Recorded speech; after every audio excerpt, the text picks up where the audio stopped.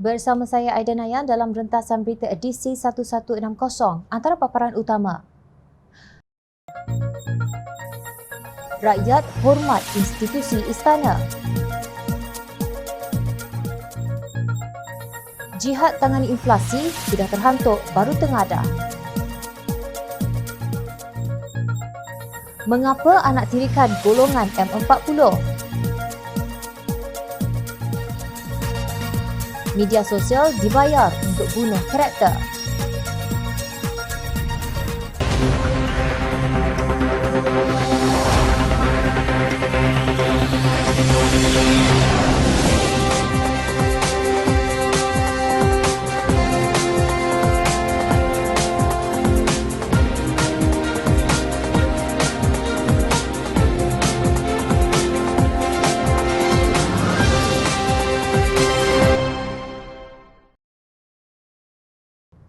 Assalamualaikum dan salam sejahtera. Antara pendedahan yang dibuat oleh bekas Ahli Majlis Kerja Tertinggi MKT UMNO, Datuk Seri Tajuddin Abdul Rahman baru-baru ini ialah beliau saksi bahawa UMNO menghantar akuan bersumpah atau SD menyokong Datuk Seri Anwar Ibrahim sebagai Perdana Menteri kepada Yang di-Pertuan Agong. Pendedahan Ahli Parlimen Pasir Salah ini merupakan kebenaran yang akhirnya muncul selepas 2 tahun Anwar membuat pengumuman bahawa beliau memiliki strong, formidable and convincing majority di Hotel Le Méridien yang kemudiannya dikecam dan diperolok-olokkan. Dulu saya hanya sebut saya mempunyai jumlah yang mencukupi, convincing. Ini ramai yang memperolok, tetapi saya tidak boleh mengeluarkan kenyataan yang lebih daripada itu kerana melibatkan istana, ujar pengerusi Pakatan Harapan itu di Port Dickson, lapor Suara Keadilan. Menurut laporan SD yang mengandungi nama Datuk Seri Najib Razak dan Datuk Seri Ahmad Zahid, dihantar terus kepada Yang di-Pertuan Agong. Sekarang bila telah dibongkar, saya tak tahu macam mana SD juga keluar. SD itu untuk Duli Yang Maha Mulia Yang di-Pertuan Agong, tetapi yang nyata ialah apabila saya sebut demikian jumlah itu mencukupi. Ini termasuk pembangkang. Tun Dr. Mahathir mungkin dia terlupa. Dia pun tanda tangan menyokong.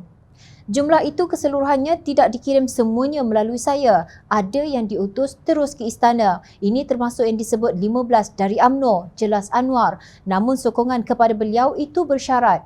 Apa berlaku selepas itu adalah selepas ditandatangani, saya diminta untuk memberi kepastian bahawa urusan mahkamah terutamanya melibatkan Najib tidak akan diteruskan dan saya harus guna kuasa saya selaku Perdana Menteri untuk memastikan ini tidak diteruskan, dakwanya. Menurut Anwar, nama beliau sebagai calon Perdana Menteri digugurkan kerana pemimpin UMNO yang telah menandatangani SD kemudiannya berubah fikiran kerana beliau tidak mahu berkompromi ke atas badan kehakiman.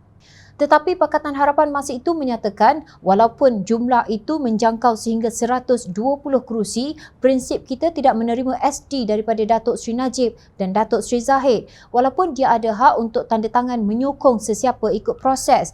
Jadi tidak boleh dijadikan ini isu kerana keputusan Pakatan Harapan. Kita tidak menerima walaupun diutus kepada Agong. Kita ada 118, tegas Anwar seperti dipetik. Beliau bertegas akan membiarkan proses mahkamah berjalan ke atas mana-mana pemimpin UMNO yang telah didakwa, sama ada dibebaskan atau didapati bersalah. Walaupun jumlah cukup dan laluan untuk PM itu sudah cukup kuat, saya tidak bersedia untuk kompromi soal kebebasan badan kehakiman. Saya didera kerana proses tercela. Saya tidak fikir ini wajar diteruskan di negara ini. Maka oleh demikian saya nyatakan saya tidak sedia campur urusan badan kehakiman. Kerana keputusan tegas saya itulah Najib usulkan calon lain di saat akhir dan menafikan saya, kata Presiden Keadilan itu. Isnin lalu Tajuddin dalam satu sidang media berkata SD yang diwar-warkan itu memang wujud meskipun pemimpin UMNO melaungkan slogan No DAP, No Anwar. Bagaimanapun Anwar mengambil pendirian untuk berdiam diri setelah tidak berjaya untuk mengambil semula mandat rakyat setelah dirampas oleh Tan Sri Mahyadin Mat Yassin dan rakan tebuk atapnya UMNO, PAS dan GPS. Menurut Anwar, SD yang dikumpulkan pada September 2020 itu untuk pihak istana. Justru beliau tidak mahu mengulas mengenai perkara itu walaupun diperolok-olokkan selama 2 tahun sebagai pembohong sehinggalah didedahkan oleh Tajuddin. Orang tanya mengapa tunggu sampai bertahun tak jawab. Sebab saya anggap hubungan kita dengan istana harus dipertahankan biar dia kekal beradab. Dalam cara kita memuliakan institusi raja dan mempertahankan perlembagaan, tegas beliau. Bagaimanapun Anwar menyerahkan kepada pertimbangan rakyat dalam pilihan raya umum ke-15 ini untuk membuat keputusan sama ada memilih pemimpin berintegriti atau yang sedia berkompromi dengan prinsip perjuangan demi jawatan Perdana Menteri. Benarkah dakwaan Anwar bahawa Najib dan Ahmad Zahid mahu ahli Parlimen Port Dickson itu menggugurkan kes berhubung pertuduhan rasuah, penyelewengan dan pengubahan wang haram yang kini sedang dibicarakan jika mendambakan sokongan mereka? Rakyat sekadar menjadi pemerhati bahawa hubungan Najib dan Yang di-Pertuan Agong amat rapat sehingga beliau diundang ke istana pada Hari Raya Aidilfitri baru-baru ini walaupun sudah didapati bersalah oleh dua mahkamah dan sedang berdepan dengan pelbagai dakwaan salah laku lain. Rakyat juga hormat istana, tetapi rakyat tidak mahu politikus yang bersekongkol dengan kleptokrat demi kuasa. Rabu lalu, Perdana Menteri Datuk Seri Ismail Sabri Yaakob mengumumkan penubuhan pasukan khas jihad tangani inflasi yang dianggotai beberapa menteri. Ia bagi merangka strategi serta mengkoordinasi tindakan menyelesaikan isu-isu berkaitan inflasi, khususnya mengawal kenaikan harga barang dengan lebih efisien dan berkesan. Katanya dalam satu kenyataan, pasukan yang turut disertai Ketua Setiausaha Negara Tan Sri Muhammad Zuki Ali itu dipengerusikan Menteri Komunikasi dan Multimedia Tan Sri Anwar Musa dan dianggotai Menteri Keuangan Tengku Datuk Sri Zafrul Abdul Aziz, Menteri Pertanian dan Industri Makanan Datuk Sri Ronald Kiandi, Menteri Perdagangan Dalam Negeri dan Hal Ehwal Pengguna Datuk Sri Alexander Nantalinggi dan Menteri di Jabatan Perdana Menteri Datuk Sri Mustafa Mohamed. Mengulas mengenainya, Pengerusi Kebangsaan DAP Lim Guan Eng berkata, pasukan khas jihad tangani inflasi itu akan menjadi satu lagi sembang kedai kopi tanpa sebarang tindakan konkret jika Perdana Menteri tidak mengambil tanggungjawab mengetuainya sendiri bagi menekankan komitmen serius kerajaan untuk menangani krisis keuangan teruk yang dihadapi rakyat dan perniagaan.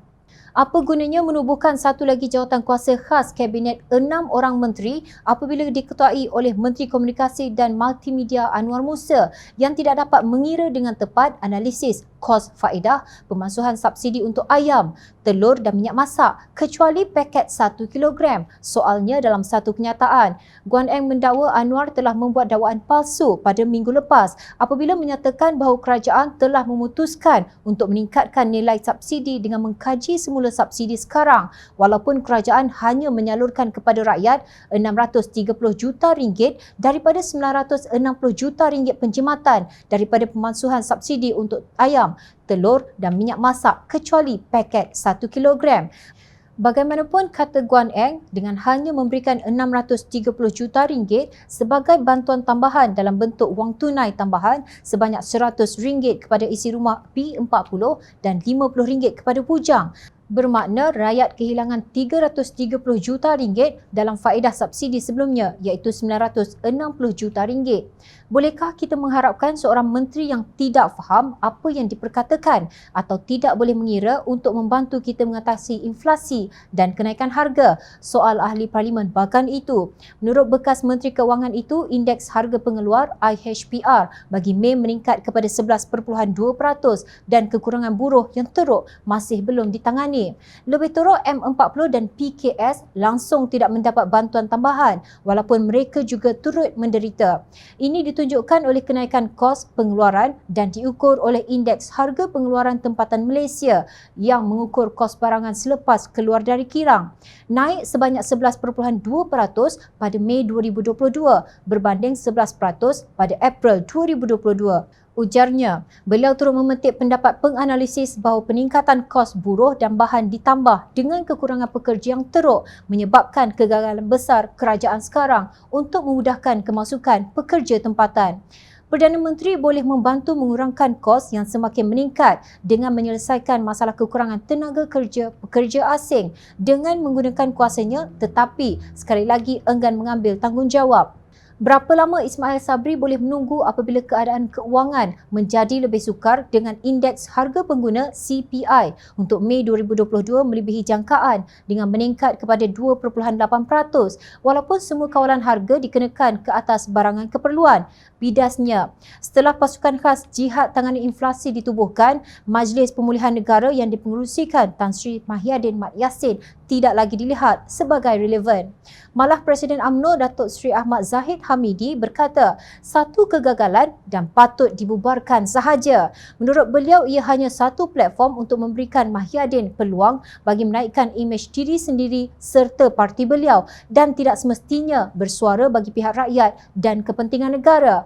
Bagi Jom Channel, penubuhan Majlis Pemulihan Negara dan jawatan pengerusi kepada Mahyadin sekadar untuk menyelamatkan air muka Presiden Bersatu itu yang pernah menjadi Perdana Menteri yang disokong oleh Ismail Sabri.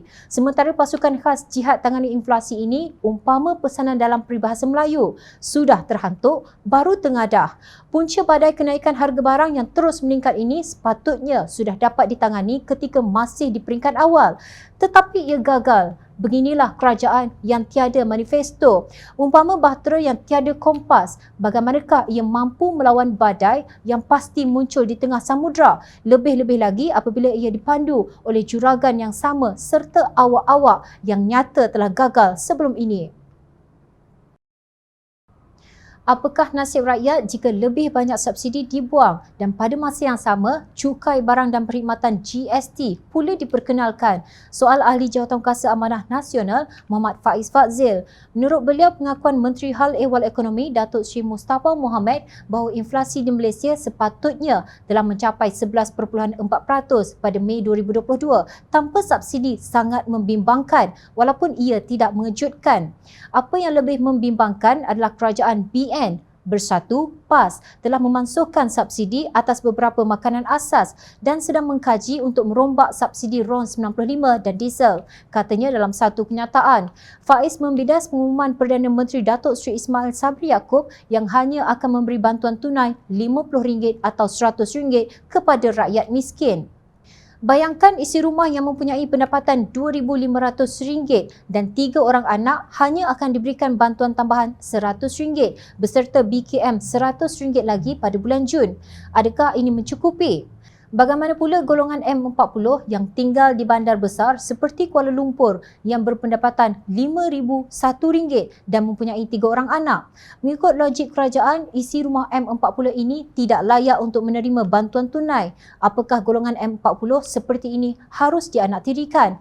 Soalnya, beliau juga menemplak pakaian berjenama mewah Ismail Sabri yang berlawanan dengan derita rakyat yang serba kekurangan. Mungkin bagi seorang PM yang memakai baju berharga RM7,000 pastinya tidak memahami kesusahan rakyat miskin mahupun berpendapatan sederhana, sindirnya. Membandingkan kuasa beli rakyat di zaman pentadbiran Pakatan Harapan dengan keadaan sekarang yang jauh berbeza, Faiz menegaskan. Data Jabatan Perangkaan menunjukkan bakul barangan dan perkhidmatan yang bernilai RM500 pada Oktober 2018 di bawah Kerajaan Pakatan Harapan telah meningkat harganya kepada RM524.44 setakat Mei 2022.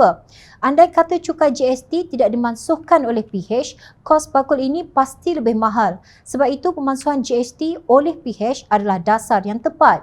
Justru beliau menyarankan agar pengurusan fiskal negara dilaksanakan dengan lebih efisien tanpa ketirisan, termasuk memastikan subsidi sampai ke golongan yang benar-benar memerlukan.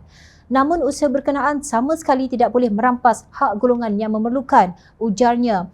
Dalam hubungan ini, Faiz menggesa kerajaan agar bantuan tunai yang menggantikan subsidi ditambah dan kerajaan mengkaji pengenalan sistem digital food voucher menerusi penggunaan kad pengenalan diperluas kepada isi rumah M40 bawahan atau lower M40. Apatah lagi dianggarkan lebih 600,000 orang golongan M40 telah tergelincir ke dalam golongan B40 sekarang, kata Ahli Dewan Undangan Negeri Permatang Pasir itu. Beliau juga mencadangkan agar bantuan yang diberikan mengambil kira saiz tanggungan dan kawasan yang didiami supaya lebih ramai rakyat dapat dibantu ketika berhadapan kos sara hidup yang menggila. Adalah tidak logik jika isi rumah di Kampung Baru KL menerima bantuan RM100 sama seperti isi rumah di Marang, Terengganu. Ini adalah kerana impak inflasi berbeza mengikut lokaliti. Kerajaan harus bertindak segera mengatasi masalah kos sara hidup ini yang merupakan sesuatu yang real. Terdahulu, Pengarah Biro Mobilisasi Amanah Nasional Muhammad Sani Hamzan menuntut kerajaan supaya memberi perhatian serius kepada golongan M40 yang juga terkesan dengan isu kenaikan harga barang. Jika M40 terus diabaikan, kita akan melihat golongan 40% yang berpendapatan terendah di negara ini akan meningkat dan Malaysia akan jatuh menjadi negara dunia ketiga. Berhentilah membuai rakyat dengan lagu anak kecil main api. Negara Jerman dan Jepun kalah Perang Dunia Kedua tetapi kini menjadi negara maju. Kita sudah berada di zaman milenium. Menteri di Jabatan Perdana Menteri Hal Ehwal Agama Datuk Idris Ahmad menggesa para pembikin konten supaya lebih menitik beratkan mengenai nilai etika dan moral dalam setiap video yang ingin dihasilkan sebelum dimuat naik. Bagi orang Islam, apa yang kita buat akan jadi perkiraan apabila kita mati. Bagi bukan Islam pula, semua agama tidak mengizinkan kita melakukan perkara-perkara yang bertentangan dengan nilai moral dan etika. Sepatutnya perkara ini dijadikan sebagai garis panduan dalam hidup kita. Dan janganlah dengan media sosial kita membunuh karakter orang semata-mata untuk dapatkan bayaran melalui jumlah tontonan, katanya. Beliau berkata demikian sebagai menjawab soalan berhubung penyalahgunaan media sosial ketika menjadi tetamu program Ruang Bicara terbitan bernama TV Lapor Bernama. Jom Channel amat bersetuju bahawa ahli politik wa imam kerajaan sekalipun tidak membayar pengamal media untuk membunuh karakter orang lain, yakni pemimpin politik lawan. Idris tidak menamakan media mana dan siapa yang menjadi mangsa yang cuba dibunuh karakternya itu. Jom Channel mencari beberapa karakter yang amat dibenci oleh pemimpin PAS kerana berjaya merebut kerusi-kerusi parlimen dan Dewan Undangan Negeri mereka, khususnya di Selangor. Menurut data yang ada dalam talian, Jom Channel mendapati antara mangsa yang karakter mereka cuba dibunuh ialah Naib Presiden Amanah Datuk Seri Dr. Mujahid Yusof, Pengarah Komunikasi Amanah Khalid Abdul Samad dan Ketua Amanah Kota Baru Datuk Husam Musa. Kebetulan ketiga-tiga mereka antara pemimpin amanah yang aktif di media sosial, sama ada menerusi video terbitan sendiri di Facebook atau menerusi kenyataan media yang diterbitkan oleh portal online atau menerusi Jom Channel FB Live. Tomahan terhadap pemimpin amanah amat dahsyat sehingga difitnah dengan pelbagai cerita yang mengarut seperti mendapat dana daripada DAP, kuda tunggangan DAP dan sebagainya. Ada di antara tomahan ini terpaksa diputuskan di mahkamah kerana kedegilan pemfitnah yang enggan menarik balik kenyataan pembunuhan karakter yang dibuat naik di media sosial. Terkini, Husam menerusi NGO Save Kelantan sedang lantang mendedahkan kebejatan yang berlaku dalam kes pembalakan, kecurian balak, isu air dan pengambil alihan tanah rakyat Kelantan. Dalam mendedahkan isu pembalakan, maka timbullah nama Menteri Besar Kelantan, Datuk Ahmad Yaakob, Timbalan Menteri Besar, Datuk Muhammad Amar dan Pengerusi Jawatankuasa Perindustrian, Perdagangan, Pelaburan dan Pembangunan Usahawan, Datuk Hanifah Ahmad serta lain-lain yang berkaitan dengan isu yang dibangkitkan. Dalam kes penduduk Jalan Atas Paloh yang rumah mereka dirobohkan pula, nama Ahli Parlimen Kota Baru Datuk Seri Taqiyuddin Hassan pula dipetik. Dalam kes ini, penduduk dijanjikan oleh Menteri Besar almarhum Datuk Ni Abdul Aziz Nikmat pada tahun 2013 bahawa mereka akan diberikan pampasan sebuah apartmen kos sederhana setelah tanah mereka diambil oleh Perbadanan Kemajuan Iktisad Negeri Kelantan PKINK. Taqiyuddin didakwa turut sama melafazkan janji tersebut. Penduduk dihina dengan bayaran pampasan RM500 sebelum rumah diroboh dan RM500 lagi selepas diroboh. Adakah rentetan pendedahan ini boleh dikategorikan sebagai bertentangan dengan nilai moral? Apakah pendedahan tentang kezaliman boleh dikatakan pembunuhan karakter? Jangan guna Suruhanjaya Komunikasi dan Multimedia Malaysia MCMC untuk mengekang suara rakyat yang mengadu tentang derita mereka. Itu bukan keadilan seperti yang dituntut oleh Islam. Ingat, doa orang yang teraniaya pasti dimakbulkan Allah Subhanahu Wa Taala. Ingat, rakyat sentiasa memerhati. Teruskan bersama kami di Jom Channel dan layari portal jomchannel.net untuk mendapatkan berita politik tanah air. Saya Aida Nayan, terima kasih. Assalamualaikum dan salam sejahtera.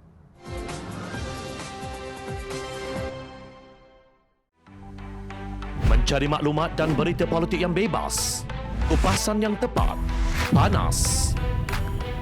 Dapatkannya secara eksklusif hanya di Jom Channel. Komitmen kami, rentasan berita Isnin hingga Jumaat. Berbicara dan isu semasa, kami garapkan secara langsung. Panel-panel berkaliber dan profesional. Interaktif, pandangan anda kami raikan. Jangan lupa bersama kami di setiap hujung minggu dalam edisi khas mingguan. Jom Channel, moving forward, sharing a new experience.